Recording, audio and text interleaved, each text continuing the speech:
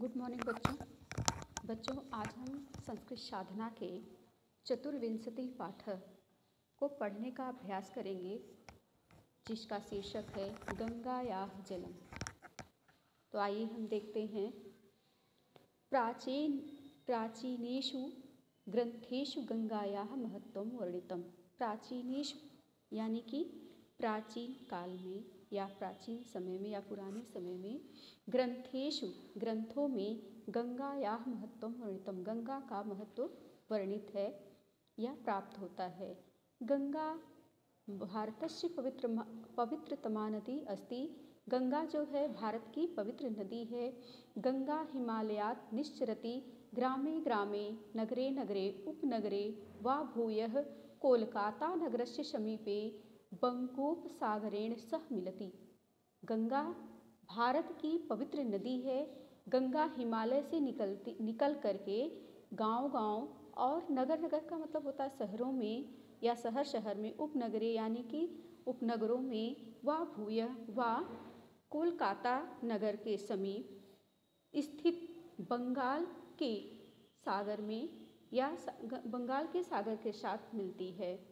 एतत् स्थलं गंगा सागरः कथ्यते। इस स्थान को या इस स्थल को ही गंगा सागर के नाम से जाना जाता है या इस स्थान को गंगा सागर कहते हैं। फिर से इसके अर्थ को देखेंगे। प्राचीन ग्रंथों में गंगा का महत्व वर्णित है। गंगा भारत की पवित्र नदी है। गंगा हिमालय से निकलकर गांव-गांव, नगर और उपनगर होकर कोलकाता नगर के समीप बंग सागर से मिलती है। इस स्थान को गंगा सागर कहते हैं। दूसरा पैराग्राफ। गंगायाः तटे अनेकानि तीर्थस्थानि सन्ति। गंगा के तट पर अनेकों तीर्थ स्थान हैं। यथा यानी कि जैसे, यथा मतलब होता है जैसे, वाराणसी, हरिद्वार, ऋषिकेशः, प्रयागः इत्यादिनः अस्य प्रमुखेषु तटेषु सन्ति। जैसे वाराणसी, हरिद्वार, ऋषिकेश, प्रयाग इत्यादि इसके इन प्रमुख स्थानों और तट यानी कि तट बने हुए हैं।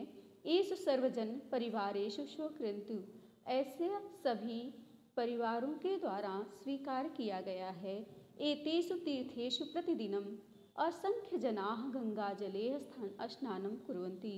इन तीर्थ स्थानों पर प्रतिदिन असंख्य लोग, मतलब जिनकी कोई गिनती न हो, या अनेकों बहुत से लोग गंगा के जल में स्नान करते हैं। काश्यां गंगा वरुणयोः संगम अस्ति। काशी में गंगा और वरुण का, गंगा का जो स्थान है काशी में, वह क्या है कि यहाँ पर एक अलग ही अपना रूप बनाती है। तो इस प्रकार से इसका अर्थ बना कि पौराणिक इन तीर्थ स्थानों पर प्रतिदिन हजारों लोग गंगा जल में स्नान करते हैं और वाराणसी में गंगा और यमुना का संगम होता है। फिर आगे, पौराणिक कथा के अनुसार काशी पृथ्वी पर परा अस्ति। पौराणिक कथाओं के अनुसार काशी जो है वह पृथ्वी पर है। अब इसके अर्थ को फिर से देखेंगे। गंगा के तट पर अनेक तीर्थ स्थान हैं, जैसे वाराणसी, हरिद्वार, ऋषिकेश, प्रयाग इत्यादि इसके मुख्य तटों में से हैं। जहाँ सभी परिवारों में स्वीकार किए जाते हैं। इन तीर्थ स्थानों पर प्रतिदिन हजारों लोग गंगा जल में स्नान करते हैं। वाराणसी में गंगा और यमुना का संगम होता है। पौराणिक कथाओं के अनुसार वाराणसी पृथ्वी पर सबसे श्रेष्ठ है, यानी कि सबसे अच्छी मानी गई है। फिर आगे देखेंगे। प्रयागः तीर्थराज इति नामना विश्व प्रसिद्धा अस्ति। प्रयाग जो है तीर्थराज, इस नाम से संपूर्ण विश्व में प्रसिद्ध है। तीर्थराजे गंगा यमुना सरस्वती इति तिस्रः नद्यः सन्ति। तीर्थराज में गंगा, यमुना, सरस्वती ये 3 नदियाँ हैं।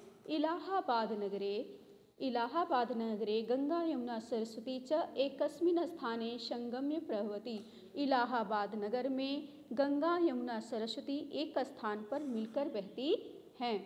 संगम स्थले स्नानम महत् पुण्यप्रदम भवति। इस संगम स्थल पर जो है संगम स्थान पर स्नान करना बहुत ही पुण्यकारी होता है। और कुंभ मेलादिषु अवसरेषु लक्षाः जनाः गंगा स्नानम कुर्वन्ति। कुंभ मेला के अवसरों पर लाखों लोग गंगा में स्नान करते हैं और प्रतिवर्ष माघ मासे लक्षशः ऋषयः मुनयः साधवः श्रद्धालवः च त्रिवेण्यां स्नानाय आगच्छन्ति। और यहाँ पर प्रत्येक वर्ष लाखों लोग जो है स्नान करते हैं। फिर इसके बाद वहाँ पर हर वर्ष माघ महीने में लाखों ऋषि मुनि साधु और श्रद्धालु त्रिवेणी में स्नान करने के लिए आते हैं। गंगा के जल में गंगा जले यहाँ से देखेंगे प्रतिवर्ष माघ में लाखों साधु मुनि लोग स्नान करने आते हैं। फिर गंगा जले अनेकाः शोभनाः नौकाः तरन्ति। गंगा जल में अनेक जो है सुंदर नावें तैरती हैं। तासु नौकासु जना जल विहारम अपकुर्वन्ति। उन नावों में लोग जल विहार भी करते, यानी नाव पर चढ़ करके लोग घूमते भी हैं। उत्तर भारते विशालेषु क्षेत्रेषु गंगा जलस्य सेचनम भवति। उत्तर भारत में विशाल क्षेत्र में गंगा के जल से सिंचाई का कार्य किया जाता है। और गंगा सर्वासु नदीषु श्रेष्ठतमा अस्ति। गंगा सभी नदियों में श्रेष्ठ है। गंगा के तट पर गंगा सर्वासु नदीषु श्रेष्ठतमा। गंगा सभी नदियों में श्रेष्ठ है। गंगा तटे स्थिताः ग्रामाः नगराणि च पानीय जलाय संगायाम आश्रिताः सन्ति। गंगा के तट पर स्थित गांव और नगर के पानी के लोग गंगा के जल पर ही आश्रित हैं।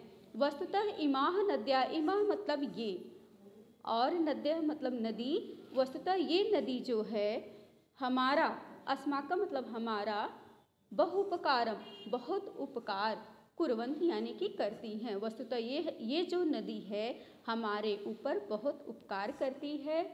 गंगा तटे स्थिताः ग्रामाः नगराणि च पानीय जलाय यहाँ से अस्याः महन् महत्त्वं ध्यात्वैव शास्त्रे कथितम। अतः इसके महत्व के बारे में शास्त्रों में कहा गया है कि गंगा गंगेति यो ब्रूयात् योजनानां शतैरपि। गंगा गंगेति यो ब्रूयात् योजनानां शतैरपि विमुच्यते सर्वपापेभ्यो विष्णुलोकं च गच्छति।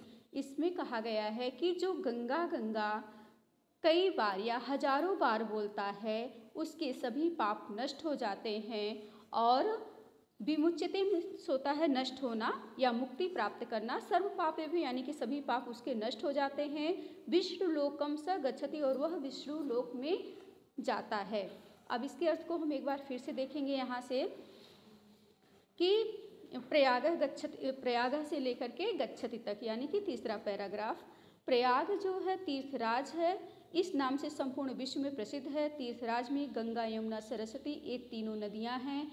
इलाहाबाद नगर में गंगा यमुना सरस्वती एक स्थान पर मिलकर बहती हैं। संगम स्थान पर स्नान करना बड़ा लाभकारी होता है या पुण्यकारी होता है। कुंभ मेला आदि अवसरों पर लाखों लोग गंगा में स्नान करते हैं और प्रत्येक वर्ष यानी कि हर वर्ष माघ महीने में लाखों ऋषि मुनि साधु और श्रद्धालु त्रिवेणी में स्नान करते। त्रिवेणी मतलब गंगा यमुना और सरयू, ये तीनों जो नदियां हैं यहाँ पर लोग स्नान करने आते हैं। गंगा के जल में अनेक सुंदर नाव तैरती है। उन नावों में लोग जल विहार भी करते हैं। उत्तर भारत के विशाल क्षेत्र में गंगा के जल से सिंचाई का कार्य किया जाता है। गंगा सभी नदियों में श्रेष्ठ है। गंगा के तट पर स्थित गांव और नगर के पानी के लिए गंगा के जल पर ही, जो वहाँ का गांव है वह गंगा के जल पर ही आश्रित रहता है।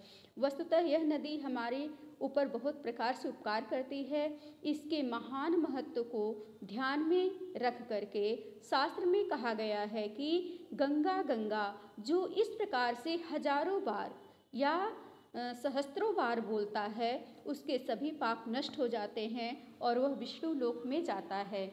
तो धन्यवाद बच्चों, आप लोग इसको जो है बार बार पढ़ने का अभ्यास करिएगा और इसके अर्थ को भी वर्ड मीनिंग की सहायता से जानने का जो है प्रयत्न कीजिएगा। फिर इसे अपनी कॉपी में राइट कर लीजिएगा। इसका क्वेश्चन आंसर जो है उसका PDF बना करके मैं आप लोगों को भेजूँगी।